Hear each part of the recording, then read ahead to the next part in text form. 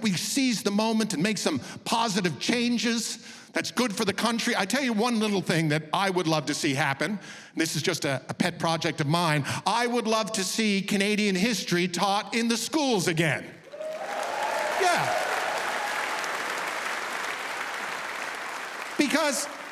Because we don't really do it anymore, not like we used to. We have an education system that's designed to ensure everything young people know about Canada they learn from watching those Heritage Minutes.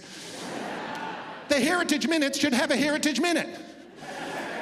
But if we teach the history in the schools, it's got to be done right. Because the kids, see, they have this notion that history is boring. We have to disabuse them of that fact. We got to get them when they're young, when they're small, when they're like this tall, whatever that is. Grade 2, grade 3, you gotta sit them down, look them right in the eye and say, okay, kid, you think Canadian history's boring? Canadian history's not boring. Canadian history's about blood and guts and explosions and adventures. It's about rogues and pirates and drunken sodomites. And that's just Parliament Hill in the 1970s.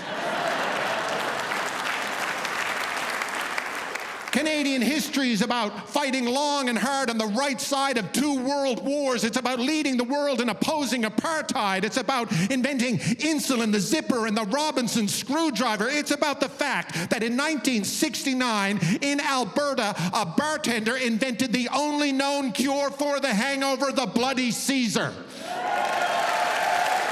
Yes.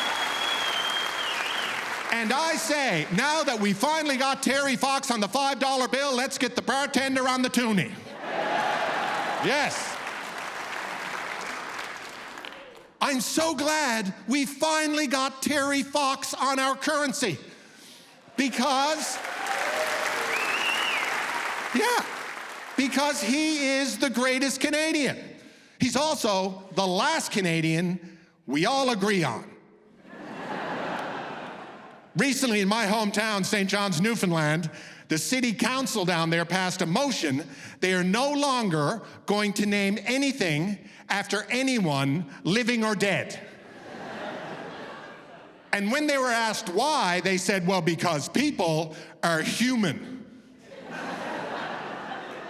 So in a bold display of political courage, they're sidestepping humanity. I get where they're coming from. Naming things is tricky. Every time you turn around in this country, someone is demanding that someone's name come off a building or a park or a street. And usually that person is Sir John A. Macdonald. And his name is on a lot of shit. Oh, they did an audit. His name is on like 100,000 things. Meanwhile, there's one little street in Aurelia named after Gordon Lightfoot. But you know what? It doesn't matter. It doesn't matter if those people win. It doesn't matter if those names are taken off a building or a park or any of that. It doesn't matter, because history is history. Facts are facts, and nothing will ever change the fact that Sir John A. Macdonald was Canada's first and drunkest Prime Minister.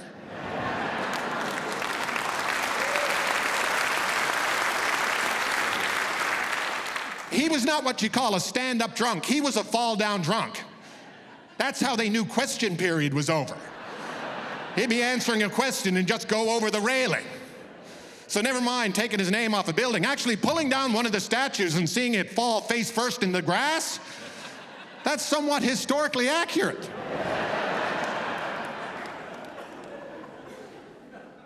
He was once asked, what's the most he ever spent on a bottle of whiskey? He said 45 minutes.